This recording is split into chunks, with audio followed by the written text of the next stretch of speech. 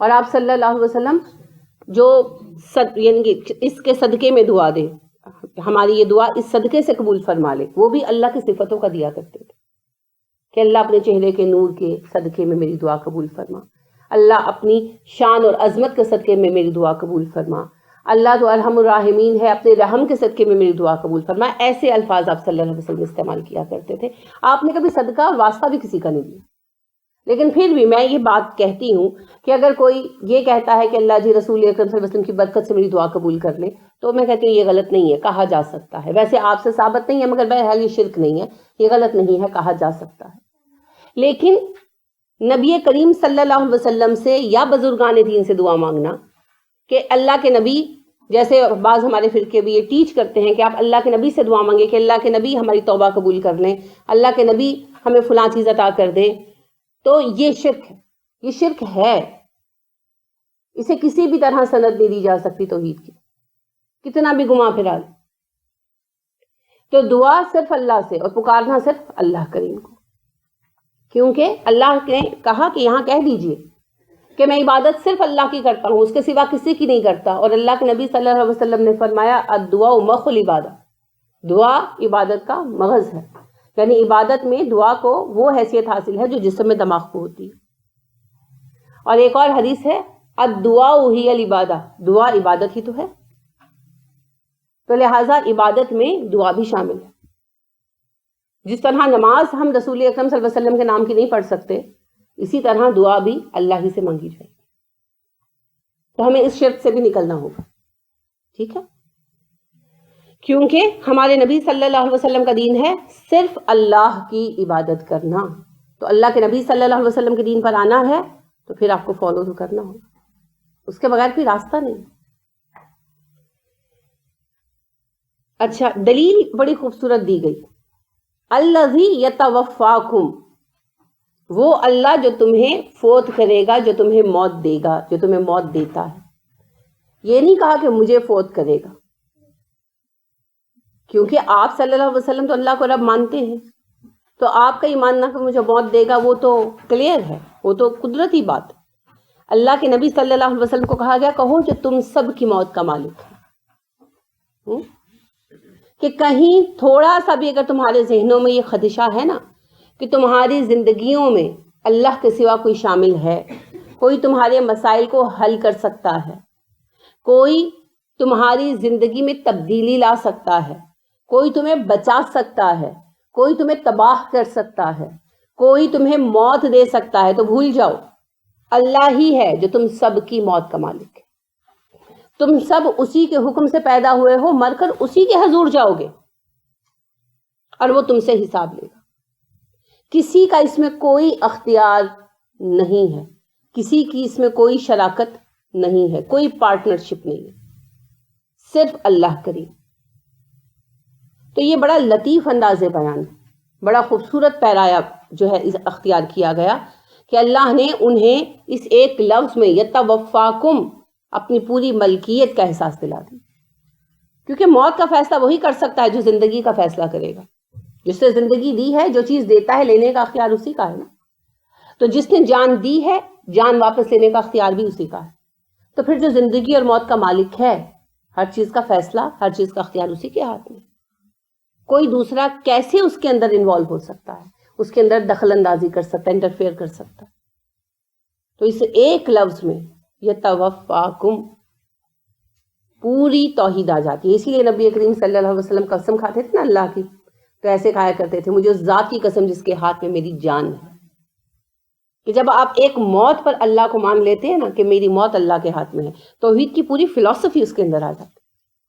تو اس قدر جامع ہے یہ جملہ اللہ کا، الذی یتوفاکم، وہ رب جو تم سب کو فوت کرے گا۔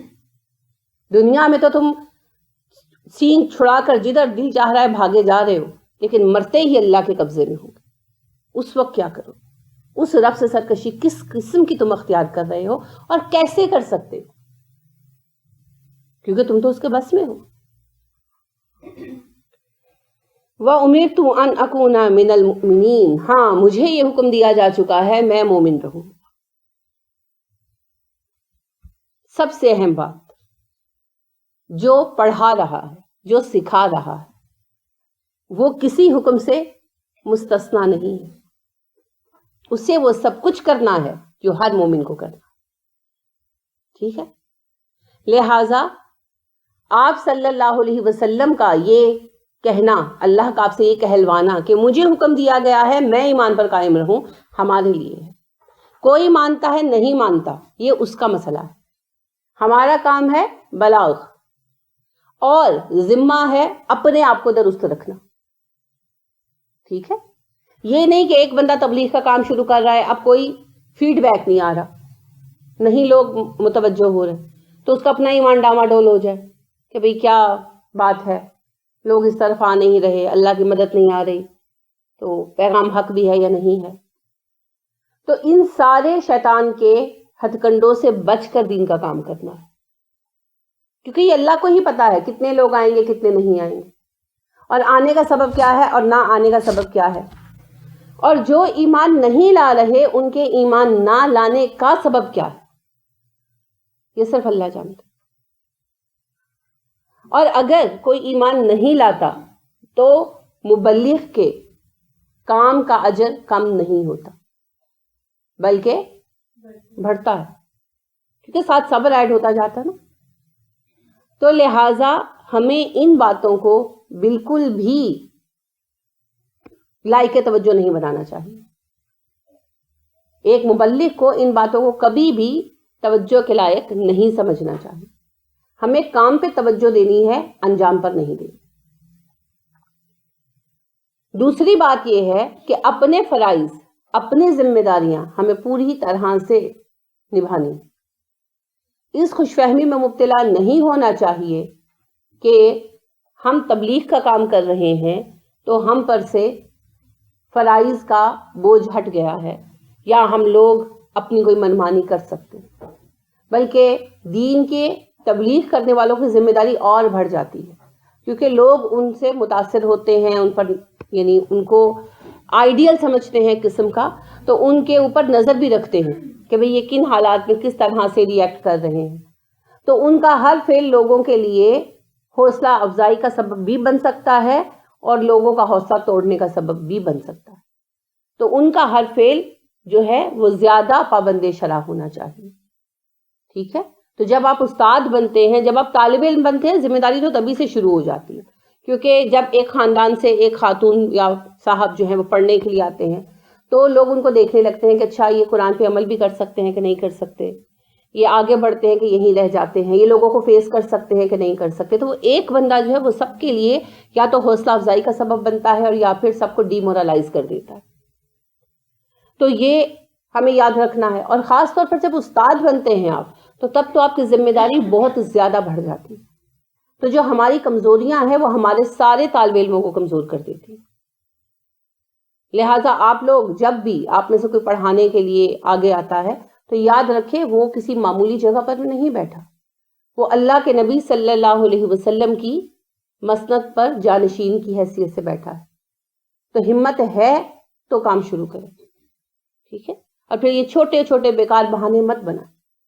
اور ایک اور اہم بات ہمیشہ یاد رکھیں، معمول کی زندگی میں تو سب فالو کر لیتے ہیں، امتحان تو تب ہوتا ہے جب زندگی کے اہم کام پیش آتے ہیں، موت واقع ہوتی ہے، کوئی شادی ہوتی ہے، کوئی خوشی ہوتی ہے، اور میرا مسلسل آبزرویشن یہی ہے، مشاہدہ یہی ہے کہ جس وقت ہماری زندگی کا کوئی اہم واقعہ پیش آتا ہے، شادیاں ہوتی ہیں خاص طور پر، اموات پر پھر بھی تھوڑا بہت ڈٹ جاتے ہیں، جب شادیاں ہوتی ہیں یا بچوں کا اور کوئی اس قسم کا متعین ہوتا ہے تو ہم دین کی تعلیمات کو ایک طرف رکھ کر منمانی کرتے ہیں، اور پھر ہم یہ بھی چاہتے ہیں کہ ہمیں یہ بھی نہ کہا جائے کہ منمانی کیوں کی۔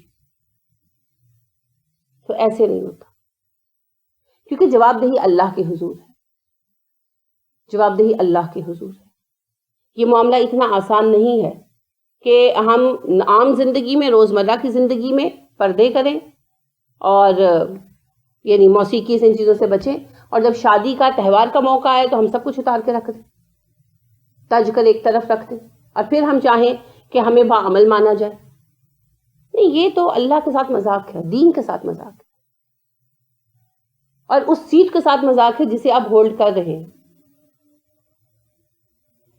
تو یہ بہت ذمہ داری کی بات ہے، اگر آپ باقیوں کو نہیں روک سکتے اپنے آپ کو تو روکیں۔ اکثر خواتین یہ جواز پیش کرتی ہیں کہ جی وہ بچے نہیں مانے، جی وہ جی کتنا کا کرا سکتے ہیں، بچے نہیں مانے، آپ کو کیا ہوا تھا؟ آپ کا پردہ کہاں گیا تھا؟ آپ کیوں ایسے گھوم رہے تھے؟ آپ کو تو بچوں نے گن پوائنٹ پہ نہیں نہ کہا تھا کہ آپ نے آج عبایا نہیں پہننا، آج آپ نے ویل نہیں کرنا. اور جب اس وقت جب دور دراز کے لوگ آئے ہوئے ہیں، آپ لوگ سب کچھ اتار دیتے ہیں، تو بعد میں پھر کیا مطلب؟ یعنی سمجھائیں مجھے اس بات کا مطلب. تو یہ آپ سب کا ذمہ ہے، سب کا.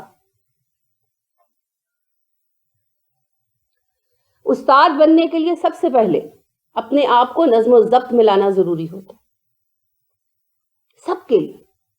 اور قرآن کا طالب علم بننے کے لیے بھی یہی ضروری. جب حکم کو نہیں اپنایا تھا، پتہ نہیں تھا، اور بات تھی. جب حکم کو اپنا لیا تو ٹائم ٹو ٹائم اس کو ڈسکنٹینیو نہیں کرنا، کیونکہ اب جب ڈسکنٹینیو کرتے ہیں تو آپ کا وہ پچھلا عمل سارا خراب ہو جاتا ہے. یہ اسی طرح ہے جیسے آپ نے توبہ کی، آپ نماز نہیں پڑھتے. لیٹ سپوز میں اپنی مثال دیتی ہوں، فرض کریں میں نماز نہیں پڑھتی تھی، میں نے توبہ کی اور نماز شروع کی. اب پھر میں نے نماز چھوڑ دی، تو اسی جرم کو دوبارہ اس کا اعادہ کیا. اب یہ اللہ کی مرضی ہے، درمیان کے کام کو اللہ قبول کرے یا رد کر دے. اصل بات یہ ہے میں نے اسی جرم کا اعادہ کیا، توبہ توڑ دی. اب پھر مجھے مہینے بعد احساس ہوا، میں نے پھر توبہ کی، پھر نماز شروع کی، پھر مہینے بعد چھوڑ دی. میں نے اسی جرم کا اعادہ کیا. ٹھیک ہے. اور اس میں سب سے اہم سمجھنے والی بات یہ ہے کہ اگر تو وہ چیز غیر شعوری طور پر ہوئی، یعنی عادت کے تحت سرزد ہو گئی، پھر تو معافی کی گنجائش زیادہ ہے. اور اگر پورا پلان کر کے میں نے چھوڑی، اس عادت کو پورے پلان کے ساتھ دہرایا، تو پھر گناہ کی شدت بہت بڑھ جاتی ہے. پتہ ہے کیوں؟ ہم پورا پلان کرتے ہیں نا، شادیوں بیاہوں کے موقعوں پر ہم جب اپنے ڈریس بناتے ہیں، پلان کرتے ہیں، کئی مہینے پہلے سے پلاننگ ہو رہی ہوتی ہے، یہ پہنوں گی یہ پہنوں گی. تو اس وقت ہم جو پلان کر رہے ہوتے ہیں وہ نافرمانی ہم ساتھ پلان کر رہے ہوتے ہیں. میری بات آپ سمجھ پا رہے ہیں؟ ہم ساتھ پلان کر رہے ہوتے ہیں. ٹھیک ہے. تو لہٰذا وہ گناہ کی شدت بہت زیادہ بڑھ جاتی ہے. نماز تو سپونٹینیس ہے نا، کہ اذان ہوئی اچھا اٹھتی ہوں کرتے چھوڑ دی، اس کے لیے پلاننگ نہیں ہے. لہٰذا اس کا جرم کی شدت کی نوعیت کم ہے. لیکن جو یہ والے معاملے ہیں نا، ان میں جرم کی شدت کی نوعیت بہت گنا بڑھ جاتی. پتہ وجہ کیا ہے؟ یہی کہ پلاننگ. ہم جس وقت ڈریس ڈیزائن کر رہے ہوتے ہیں اس وقت ہم اندر جانتے ہیں کہ ہم غلط کر رہے ہیں. ہم جب شادی پلان کر رہے ہوتے ہیں، ڈریس کے علاوہ باقی شادی پلان کر رہے تھے، ہم اس وقت بھی جان رہے ہوتے ہیں ہم غلط کر رہے ہیں، مگر ہم آنکھیں بند کر لیتے ہیں. تو ہم اس نافرمانی کو ہی پلان کر رہے ہوتے ہیں. ٹھیک ہے. یہ بھی ہے کہ اگر ہم اتنا پیسہ ڈریس پہ لگاتے بایا پہننے میں ہوگا تو اتنا مہنگا نہیں خرید سکیں گے. بالکل آپ صحیح کہہ رہی ہیں، وہ ایک علیحدہ بات ہے.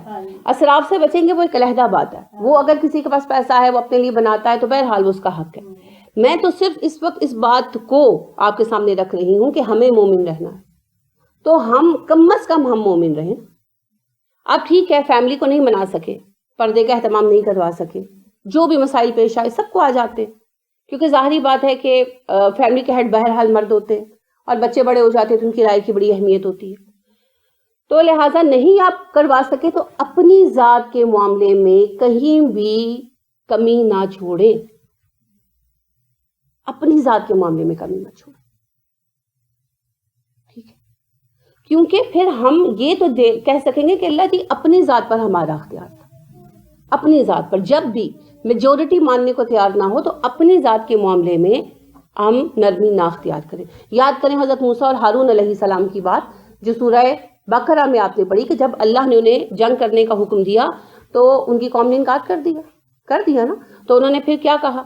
سورہ اعراف میں بھی یہ قصہ آیا. انہوں نے کہا اللہ جی، موسیٰ علیہ السلام نے کہا میرا اختیار مجھ پر میرے بھائی پر، ہم راضی ہیں، ہمیں ابھی حکم دیا جائے ہم ابھی لڑنے کو تیار ہیں، لیکن باقیوں پر ہمارا اختیار نہیں. تو ایٹ لیسٹ ہم یہ تو جواز دے سکنا کہ اللہ جی جتنا ہمارا بس تھا ہم نے کیا، باقی ہمارا اختیار اپنے اوپر ہے، ہم باقیوں پر نگران تو بنائے نہیں گئے، ہم تو اپنے اوپر نگران بنائے گئے. تو اپنے معاملے میں ہمیشہ یہ بات یاد رکھیں کہ آپ مومن رہیں. یہی بات ابو عبداللہ بجلی جو ہیں صحابی ہیں رضی اللہ عنہ وہ بیان کرتے ہیں. وہ کہتے ہیں کہ جب لوگ اللہ کو غفلت کی وجہ سے بھول جائیں، یعنی محفل میں بیٹھتے ہیں، اس وقت تو رب کو یاد کر، یہ تیرے لیے اللہ کے ہاں منتخب کیے جانے کا باعث بنے گا. ان کے اسٹوڈنٹس نے کہا کہ ہمیں کوئی ایسی بات بتائیں کہ ہم اللہ کے ہاں نظروں میں آئیں، امپورٹنٹ ہو جائیں. تو آپ رضی اللہ عنہ نے کہا کہ جب لوگ اللہ کو مل بیٹھ کر باتوں میں بھول جائیں تو اس وقت اللہ کو یاد کر، تو اللہ کی نظروں میں آئے گا. جب تم لوگوں کو دیکھو کہ وہ اللہ کی نافرمانی پر شیر ہو رہے ہیں، اس وقت فرما برداری کرو، تم نظروں میں آؤ گے، منتخب کیے جاؤ گے. جب تم دیکھو کہ لوگ دنیا کی طلب کے لیے جائز ناجائز سب کچھ کر رہے ہیں، بائی ہک بائی کروک سب کچھ حاصل کرنا چاہ رہے ہیں، اس وقت تم صرف اپنے آپ کو حلال امور تک محدود کر لو، تب تم منتخب کیے جاؤ. جب تم دیکھو کہ لوگ اپنی دل کی مرضی پوری کرنے کے لیے اللہ کی رضا کو چھوڑے ہوئے ہیں، تب تم اللہ کی رضا سے لپٹ جاؤ، تب تم منتخب کیے جاؤ. اور میں آپ کو بالکل سنجیدگی سے یہ کہہ رہی ہوں، ہماری زندگی میں یہ موقع جب بھی آتا ہے شادیوں پر آتا ہے، یعنی میں سنجیدگی سے کہہ رہی ہوں. سب کو ہمیشہ یہ مسئلہ شادیوں پر پیدا ہوتا ہے، اور وہ شادیاں جو قریبی ہوں، جیسے اپنے بچوں کی یا بھتیجوں کی یا بھائیوں کی یا بہنوں کی، ان لوگوں کی شادیوں پر ہمارے لیے محاذ کھڑا کر دیا جاتا ہے کہ بھئی یہ کیا ہے، اب تم میری بہن ہو اور میری شادی میں تم عبایا پہن کر آؤ گی. اس طرح کی باتیں نارمل ہے فیملیز میں. تو اس وقت جب سب اللہ کی ناراضگی کے معاملات کو پکڑے ہوئے ہیں اور ان کو پورا کرنے کے لیے، یعنی اپنی خواہش پورا کرنے کے لیے اللہ کی رضا کو سننا بھی گوارا نہیں کر رہے ہوتے نا، اس وقت اللہ کی رضا سے لپٹ جائیں، تب منتخب کر لیے جائیں. اور یہ میں نہیں کہہ رہی، یہ ابو عبداللہ بجلی رضی اللہ عنہ کا فارمولہ ہے، اور یہ بالکل سچ ہے. ٹھیک ہے، تو لہٰذا ہمیں ہر حال میں مومن رہنا ہے، خاص طور پر مبلغین کو، کیونکہ ان کی ذمہ داری بہت زیادہ ہوتی ہے، بہت زیادہ ہوتی ہے. اگر وہ لوگ اہم مواقع پر ہل جاتے ہیں نا، اور لوگ ان کو دیکھ رہے ہوتے ہیں، وہ دیکھ رہے ہوتے ہیں کہ اب یہ اپنے موقع پر کیا کرتے ہیں. یعنی جب میں نے اپنے بیٹے کی شادی کی، بڑے بیٹے کی، تو شادی کے بعد میری نیبر ہیں ہنا، وہ مجھے کہنے لگی کہ آپ نے یعنی کمرہ دیکھنا آپ کی بہو کا. میں نے کہا جی آئیں بسم اللہ دیکھیں. تو وہ میری بہو سے پوچھنے لگیں کہ یہ آپ کیا لائی ہیں، تو اس نے کہا کہ نہیں میں تو کچھ نہیں لائی، تو سب ادھر سے ہی ہے، تو جہیز کا آنٹی نے منع کر دیا تھا. تو یہ سب ڈسکشن کے بعد انہوں نے مجھے نیچے آ کر کہا کہ آپ نے جہیز نہیں لیا. پھر میں نے کہا نہیں ہم نے نہیں لیا. تو کہنے لگی ہم تو انتظار میں تھے کہ کب ٹرک آتا ہے. یعنی آپ یو کین انڈرسٹینڈ دیٹ کہ یعنی میں چونکہ بات کہتی ہوں کہ اللہ نے یہ ذمہ داری مردوں کی بنائی ہے، تو وہ منتظر تھے کہ میں جہیز لیتی ہوں کہ نہیں لیتی. اور میں نے اس بارے میں بالکل نہیں سوچا، میں نے تو الحمدللہ اللہ میرے دل کے حال پر گواہ ہے، جینوئنلی اللہ کی رضا کے لیے جہیز نہیں لیا. اور میں نے اپنے بیٹے کو کہا کہ جو کچھ دیں گے ہم خود دیں گے اور آپ دیں گے، ان کا کوئی ذمہ نہیں ہے. انہوں نے اپنی بیٹی کو بڑا کیا، پڑھا دیا، اٹس انف، ان کی اتنی ہی ذمہ داری تھی.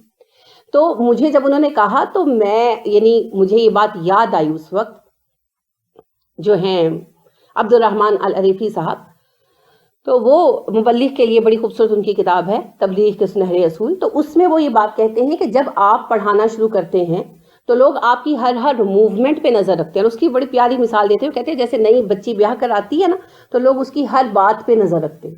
تو اسی طرح پڑھانے والے اور پڑھنے والے کی ہر بات پر نظر رکھی جاتی ہے.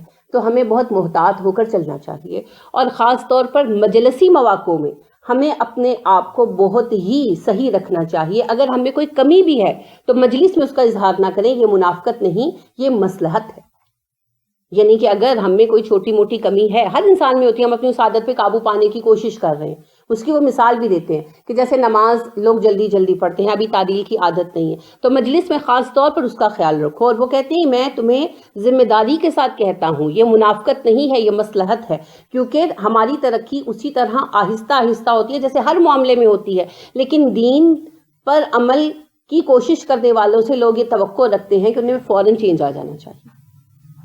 تو اگر ہم لوگوں میں کوئی کمی مجلس میں نمایاں ہوتی ہے تو لوگوں کی جو ہے نا حوصلے کو توڑتی ہے، لوگوں کی عدم حوصلہ افزائی ہوتی ہے. تو یہ ہماری بہت بڑی ذمہ داری. لہٰذا ہمیشہ یاد رکھے امرت ان اکون من المؤمنین، مجھے حکم دیا گیا ہے میں ہمیشہ مومن رہوں. تو یہ بھی اس کا ایک مفہوم ہے. اور یہ ہمارے لیے بہت اہم ہے یاد رکھنا. پھر اس میں اللہ نے یہ نہیں کہا کہ آپ مومن ہو جائیں، اللہ نے کہا ان اکون من المومنین، مومنوں میں شامل ہو جائیں. تو پہلے بھی مومن موجود تھے. سب سے پہلے مومن کون تھے؟ آدم علیہ السلام، حوا علیہ السلام. پھر طویل عرصے تک سب انسان مومن ہی تھے. پھر شرک پھیلا، پھر انبیاء کرام علیہ السلام آئے، تو پھر انبیاء کرام علیہ السلام، ان کی امتوں کے لوگ، ان کے صحابہ بہت مومنین گزرے ہیں. تو رسول اکرم صلی اللہ علیہ وسلم پہلے مومن یا مسلم نہیں تھے. یہ جو یعنی کہ سوچ ہے کہ اسلام کو رسول اکرم صلی اللہ علیہ وسلم نے پیش کیا، مسلمانوں میں بھی ہے، یہ غلط سوچ ہے. آدم علیہ السلام سے لے کر رسول اکرم صلی اللہ علیہ وسلم تک ہمیشہ اسلام ہی پیش کیا گیا. لوگوں نے بدل بدل کر شکلیں بنا دی، یہودیت، عیسائیت، اور یہ ازم اور وہ ازم. اللہ نے صرف ایک ہی مذہب بھیجا، اسلام، اور رسول اکرم صلی اللہ علیہ وسلم نے اسے نئے سرے سے قائم کیا، کھڑا کیا. وعن، اور یہ کہ اقیم، قائم رکھ، وجہ کا، اپنا چہرہ، للدینی، دین کے لیے، حنیفن، یکسو ہو کر. ہے نون فے حنف کیا ہوتا ہے؟ ایک طرف ہو جانا، یک رخا ہو جانا، ایک جہت میں ہو جانا. وَأَنْ أَقِمْ وَجْهَكَ لِلدِّينِ حَنِيفًا، اور اپنے چہرے کو اس یکسو دین کے لیے، دین حنیف کے لیے قائم رکھ. اچھا، یہ نہیں کہا کہ دین حنیف پر قائم رہ. عربی زبان پہ اتنا آپ کا عبور نہیں ہے نا، یہ بڑا پر اسرار جملہ ہے. اقم وجہک، اپنا چہرہ قائم رکھ، یہ شدت اظہار کا پیرایا ہے. ٹھیک ہے، تو یہ انتہائی سخت نصیحت ہے. اقم وجہک، اپنا چہرہ جما دے. اس میں بہت شدید نصیحت. جیسے اردو میں بھی ہم کہتے ہیں نا، اگر ہلکا پھلکا تو دفع ہو جا، یہ لائٹ بات ہے. اور اگر ہم کہتے ہیں مجھے اپنی شکل مت دکھانا، یہ شدت ہے، یہ شدید غصے میں کہا جاتا ہے. اسی طرح اگر کہا جاتا ہے نا عربی میں کہ تو اس چیز کو کر یا اس چیز پر قائم ہو، یہ ہلکی بات ہے. اور جب کہا جاتا ہے نا اقم وجہک، اپنا چہرہ قائم رکھ، تو یہ انتہائی شدید مضبوطی کی، عزم کی، ثبات کی، استقامت کی بات. ٹھیک ہے، تو اللہ نے کہا اقم وجہک للدین حنیفا، اپنا چہرہ اس یکسو دین کے لیے قائم رکھ، یک رخے دین کے لیے.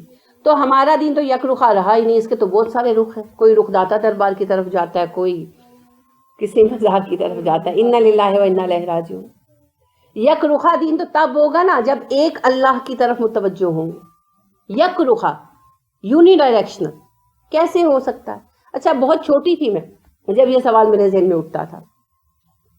ہمارے ہاں قبر پرستی تو نہیں تھی، الحمدللہ ابھی بھی نہیں ہے، لیکن بزرگوں سے دعا مانگنے وغیرہ کا دستور تھا. گھر میں ہی بیٹھ کر، قبروں پر جانا بالکل نہیں تھا، لیکن یہ کہ بزرگان دین سے دعائیں قبول ہوتی ہیں تو وغیرہ، یہ تصور تھا. تو بزرگوں کے بہت سارے تذکرے وغیرہ بھی گھر میں تھے، تو وہ پڑھنا تو یعنی ہر بزرگ کا قصہ ایسے ہے کہ جیسے بھئی وہ تو مردوں کو زندہ کرتے ہیں وغیرہ. ہر کسی کا ایک سے بڑھ کر ایک ہے. جھوٹے قصے ہیں سارے، کہانیاں ہیں مگر ہیں. اب اس وقت تو نہیں پتا تھا نا جھوٹے ہیں، تو اب دل چاہتا تھا، اب ہر سلسلے کے اپنے وظیفے بھی ہیں، تو اب دل چاہتا تھا کہ یعنی کہ ان سے یہ فائدہ لے لے اور ان سے یہ فائدہ لے لے. تو میں اس وقت یہ سوچا کرتی تھی کہ اتنی ساری دعائیں ہیں، اتنے سارے بزرگ ہیں، بندہ کس کس کو راضی کرے. As a matter of fact یہ سوال، اور یہ اس وقت کی بات ہے جب میں بالکل چھوٹی تھی. اب میں وہی یعنی الحمدللہ اللہ نے قرآن پڑھنے کی توفیق دی، سمجھنے کی توفیق دی، اور یہ سوال جو ہمیشہ ذہن میں چپتا رہا، ایک پن کی طرح تھا کہ کس کس کو راضی کیا جائے بھائی، کس کس کی جو ہے وہ بیعت کی جائے، اور کس کس کے جو ہے وظائف کو اختیار کیا جائے، کس کس کے راستے کو اپنایا جائے. تو قرآن نے بتایا نہیں، ایک ہی راستہ ہے اللہ کریم کا، اور ایک ہی ذات کو راضی کرنا ہے، اللہ کریم کو. الحمدللہ یہی مثال اللہ رب کریم دیتے ہیں. سورہ فرقان میں آپ پڑھیں گے کہ ایک بندہ بہت سارے لوگوں کا غلام ہو، اور وہ ہوں بھی بد مزاج اور تلخ گو، اور ایک شخص ایک ہی فرد کا غلام ہو اور وہ اس پر بہت مہربان بھی ہو، تو دونوں میں سے کس کی حالت اچھی؟ یہ مثال بیان کر کے اللہ کہتے ہیں تم ذرا بھی غور و فکر نہیں کرتے. کہ ایک بندہ ڈھیر سارے بابوں کو راضی کرنے کے چکر میں پھنسا ہوا ہے اور ذرا سی غلطی ہوتی ہے. یعنی آپ نے معجزے کبھی سنے؟ ہمارے گھر معجزے نہیں پڑھے جاتے تھے، لیکن مجھے ریڈنگ کا شوق تھا تو میں نے اپنی ایک سہیلی سے لے کر وہ اس کو پڑھا. تو ان سارے معجزوں میں ایک بات جو ہے نا وہ طے ہے کہ معجزہ دلانا بھول گئے، نیاز دلانا بھول گئے تو غضب نازل ہو گئے، ہے نا.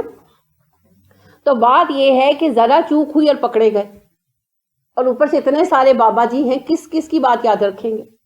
جس کی نظر نیاز نہیں دی اس نے پکڑ لیا، اگرچہ نہ ان کا وجود ہے نہ انہوں نے پکڑنا ہے، لیکن عقیدے کی بات ہے نا. یہی اللہ مثال بیان کرتے ہیں.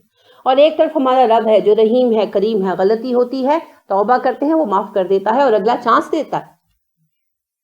وہ رحمان و رحیم رب ہے. تو کس کی غلامی کرنی ہے؟ تو ایک رب کی غلامی میں خیر ہے نا. تو اللہ رب کریم کے سامنے جھکتے ہیں، اللہ کو ہی رب واحد مانتے ہیں، تب تو دین حنیف بنتا ہے اسلام. ورنہ تو پھر دین حنیف میں اور باقی دینوں میں فرق ہی کوئی نہیں رہ گیا.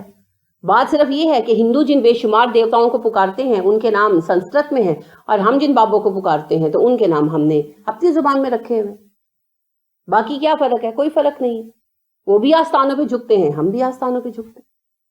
کیا فرق رہ گیا؟ وہ جو ہے پنڈتوں کے پاس جاتے ہیں، ہم مجاوروں کے پاس جاتے ہیں. وہ بتوں کو چڑھاوا چڑھاتے ہیں، ہم قبر کو چڑھاوا چڑھاتے ہیں. وہ جا کر مندروں میں ناچتے ہیں اور ہم درگاہوں پہ ناچتے ہیں. فرق کس بات کا رہ گیا؟ تو دین یک رخا صرف تب ہوتا ہے جب ہم صرف اللہ کی طرف ڈائریکشن کرتے ہیں، تب یونی ڈائریکشن ہوتا ہے. اب اللہ نے اس بات کی وضاحت کی پچھلی آیت میں دی ہے کہ جسے میرے دین کے بارے میں ذرہ برابر کوئی شبہ ہے وہ واضح ہو جائے. میں صرف ایک اللہ کو پکارتا ہوں، اللہ کے سوا کسی کو نہیں پکارتا. صرف ایک اللہ کی عبادت کرتا ہوں، اللہ کے سوا کسی کی عبادت نہیں کرتا. اور اب اللہ نصیحت کر رہے ہیں کہ اے نبی صلی اللہ علیہ وسلم پوری مضبوطی اور استقامت کے ساتھ اپنے چہرے کو اسی طرف قائم رکھیے گا. یعنی آپ نے فوجیوں کو کھڑے دیکھا ہے؟ وہ کھڑے ہوتے ہیں نا، چہرہ موو کرتے ہیں؟ نہیں کرتے. وہ جس ڈائریکشن میں اور جس سٹائل میں کھڑے ہوتے ہیں نا وہ گردن بھی موو نہیں کرتے. آرڈر ہے ان کا، ان کو یہ چیز سکھائی جاتی ہے اور آغاز میں اس کی پوری پریکٹس کرائی جاتی ہے. اور کسی سے ذرا بھی چہرہ ہل جائے یا کچھ بھی ہو جائے تو پھر اس کو پٹھوں کی سزا دی جاتی ہے تاکہ ان کو عادت پڑے ڈسپلن کی. تو چہرہ بھی نہیں ہٹانا. اب پھر جنگ میں یہی ہوتا ہے کہ جس طرف ان کو ان کا مورچہ ہوتا ہے، مورچے کا رخ ہوتا ہے، جہاں ان کو بٹھا دیا جاتا ہے ان کا اسلحہ دے کر، وہ اسی سائڈ پر دیکھتے رہتے ہیں اور وہ اسی سائڈ کو مستقل جو ہے نا آبزرو کرتے ہیں اپنے آلات کے ساتھ، اپنی جگہ سے ہلتے نہیں ہیں. اسی لیے یہ ڈسپلن سکھایا جاتا ہے. ٹھیک ہے، بس وہی بات ہے، جس طرف رخ کر لیا بس اسی طرف رہنا. اسی کی پریکٹس ہمیں نماز میں 5 مرتبہ کرائی جاتی ہے. کعبے کو سمت بنانے میں ایک تو یہ کہ نماز میں جو ہے یکسانیت آ سکے، تنظیم آ سکے، یہ مقصد ہے. اور دوسرا یک رخا ہونے کی پریکٹس کرانا بھی مقصود ہے. نماز میں کچھ بھی ہو جائے آپ پلٹ کر تو نہیں دیکھتے، پلٹے اور نماز ٹوٹی. تو لہٰذا آپ سیدھا ہی ایک ہی ڈائریکشن میں دیکھتے ہیں. تو اللہ کے ساتھ یونی ڈائریکشنل رہنا، تبھی اسلام کی تکمیل ہوتی ہے. یہ نہیں کہ ہم ڈھیر سارے رب بھی بنا لیں اور پھر ہم مومن بھی رہیں، یہ نہیں ہو سکتا. تو پوری سنجیدگی کے ساتھ اپنا چہرہ بھی نہیں ہلانا. باڈی تو دور کی بات ہے نا، یعنی آپ دیکھیں اس جملے میں کیا ہے، چہرہ بھی نہیں ہلانا. ہم لوگ کسی اور طرف متوجہ ہوتے ہیں تو ضروری نہیں پوری باڈی سے، پورے جسم سے متوجہ ہوں. ہم سر گھما کر دیکھ لیتے ہیں پھر واپس دیکھنا شروع کر دیتے ہیں. اللہ کہتے ہیں نہیں، سر گھما کر بھی نہیں دیکھنا، پورا میری طرف دیکھو، ہر وقت میری طرف متوجہ ہو. اللہ کو اتنی شرکت بھی گوارا نہیں ہے نا. اللہ نے اپنی فطرت پر بنایا نا ہمیں. تو ساتھ بیٹھے ہوئے مرد حضرات یعنی شوہر یا بچے کسی عورت کو پلٹ کر بھی جھانکے نا تو ہم ناراض ہوتے ہیں. اچھی بات ہے، ہونا بھی چاہیے. تو اللہ کریم کو بھی گوارا نہیں. اللہ کہتے ہیں تم میرے بندے ہو، میری طرف متوجہ رہو. کسی کی طرف چہرہ پلٹا کر بھی نہیں دیکھنا کہ اچھا چلو گزرتے گزرتے درگاہ پہ رک کر دعا مانگ لوں. نہیں، سیدھے گزرو اور مجھ سے مانگو. یہ معنی ہے اس کے اندر. اس طرح اپنے چہرے کو توحید پر قائم رکھو. وَلَا تَكُونَنَّ مِنَ الْمُشْرِكِينَ. تکونا کافی تھا، نون مشدد شدت اظہار کے لیے آیا. وَلَا تَكُونَنَّ مِنَ الْمُشْرِكِينَ. مشرکوں میں سے مت ہو جانا. چہرہ پھیرا شرک ہوا. چہرہ پھیر کر بھی شرک نہیں کرنا. پورا پلٹ کر چل کر جانا تو دور کی بات ہے، چہرہ پھیر کر بھی شرک نہیں کرنا. ذرا برابر بھی دوسروں کی طرف متوجہ ہونے کی ضرورت نہیں. بہت اچھی ایک بہن نے مجھے بات بتائی وہ گئے ہوئے تھے بچوں کو لے کر ریس کورس، تو ان کا ایک بچہ کھو گیا، تو آدھا گھنٹہ بچہ نہیں ملا، پورا وہ ریس کورس وہ ڈھونڈتی رہی، آدھا پونا گھنٹہ گزر گیا، وہ کہتی ہیں بچہ نہیں ملا. تو میں کہتی یعنی مجھے لگ رہا تھا کہ میں شاید آج مر جاؤں گی. ظاہری بات ہے بچہ ایسے آگے پیچھے ہو جائے، ماں کی کیا کیفیت ہوگی. تو پوچھتی پھر رہی تھی، تو کہتی ایک خاتون بزرگ وہ کہنے لگی کہ نا تم منت مان لو معجزے کی نا، کہ میں معجزہ پڑھاؤں گی تو اللہ تمہارا بچہ ملا دے گا. تو کہتی ہے ایک لمحے کے لیے نا میں نے وہیں کھڑے کھڑے یہ سوچا کہ یہ میرا امتحان ہے کہ میں شرک پر آتی ہوں یا توحید پر قائم رہتی. تو کہتی میں نے ان سے تو کچھ نہیں کہا، میں آگے بڑھ گئی، کیونکہ اس وقت میری کہتی بالکل یہ کیفیت نہیں تھی کہ میں ان سے ڈسکشن کرتی. لیکن کہتی میں نے اپنے دل میں کہا کہ اللہ جی میں صرف آپ سے مدد کی امیدوار ہوں، میرا بچہ مجھے مل جائے، میں نے کچھ نہیں کرانا. تو بہرحال وہ پھرتی رہی، پھر آخر کار اپنی گاڑی کے پاس آئی تو بچہ جو ہے گاڑی کے پاس کھڑا تھا، کیونکہ وہ بچہ بھول گیا، ریس کورس بڑا ہے وہ بھول گیا. تو اس کو اپنی ماں کی بات یاد رہی کہ اگر کبھی بھول جاؤ تو گاڑی کے پاس آ جانا. تو اس کو پتا تھا گاڑی کہاں پارک ہے، تو وہ گاڑی کے پاس آ کے کھڑا ہو گیا. تو یہ لوگ آدھا پونا گھنٹہ اندر ڈھونڈتے رہے. تو پھر جب یہ گاڑی کی طرف آئے کہ جا کے یعنی گھر میں بتائیں وغیرہ، تو بچہ جو ہے گاڑی کے پاس کھڑا تھا. اب وہ تو اللہ نے جو حکم لکھا تھا وہ تو ہونا ہی تھا. اصل بات یہ ہے کہ اس عین پریشانی کے وقت میں شیطان نے آزمائش سامنے رکھ دی نا ان کے، اور انہوں نے بہت صحیح سوچا اس وقت کہ یہ میری آزمائش ہے، آیا میں اس آزمائش میں توحید کی طرف ہی رہتی ہوں یا شرک پر جاتی ہوں. کیونکہ ہونا تو وہی تھا جو اللہ کا حکم تھا، وہ تو پہلے سے طے شدہ تھا، وہ تو تبدیل نہیں ہونا تھا. ہوتا ہے تبدیل؟ نہیں ہوتا، جو لکھا ہوتا ہے وہی ہوتا ہے. بالکل اس نے شجر ثابتہ والا رویہ جو ہے اپنا دکھایا، اور مجھے اس بات کی بے حد خوشی ہوئی الحمدللہ، توفیق اللہ کی طرف سے. تو لہٰذا کسی حال میں ہلنا نہیں، کسی حال میں ہلنا نہیں. تو ایک روایت جو ہے حضرت ابراہیم علیہ السلام کے بارے میں آتی ہے، بنی اسرائیلی روایت ہے، تو اسے ابن عباس نے بیان کیا ان سے لے کر. تو علامہ ابن کثیر نے تفسیر میں بھی اپنی بیان کیا کہ جب ابراہیم علیہ السلام کو آگ میں ڈالا جا رہا تھا تو جبرائیل آئے، انہوں نے کہا کہ میں آپ کی کس طرح مدد کروں. تو ابراہیم علیہ السلام نے کہا کہ مجھے آپ سے مدد نہیں چاہیے، میرا اللہ مالک ہے. اور انہوں نے یہ دعا پڑھی، کون سی؟ معروف دعا ہے، کریں یاد.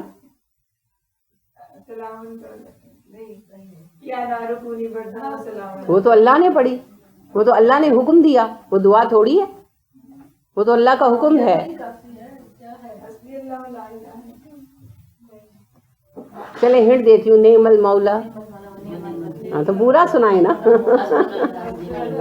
حسبنا اللہ، ہم حسبنا اللہ عام پڑھتے ہیں، وہ تھا حسبی اللہ، حسبی اللہ نعم المولا و نعم النصیر، اس کا آخری حصہ ہے.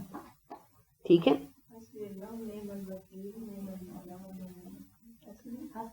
یہ ایک سے زائد دعائیں ہیں جن کے صیغے الگ الگ ہیں. جو ابراہیم علیہ السلام سے اس واقعے سے منسوب ہے وہ صرف اتنی ہے، حسبی اللہ نعم المولا و نعم الوکیل. تو تھوڑی تبدیلی کے ساتھ ایک سے زائد روایتیں ہیں، کوئی بھی پڑھ لی جائے کفایت کرے گی، اس میں کوئی وہ نہیں ہے، شک کی بات نہیں ہے. تو یہ تو صحیح حدیث سے بھی ثابت ہے کہ ابراہیم علیہ السلام نے یہ دعا پڑھی تھی.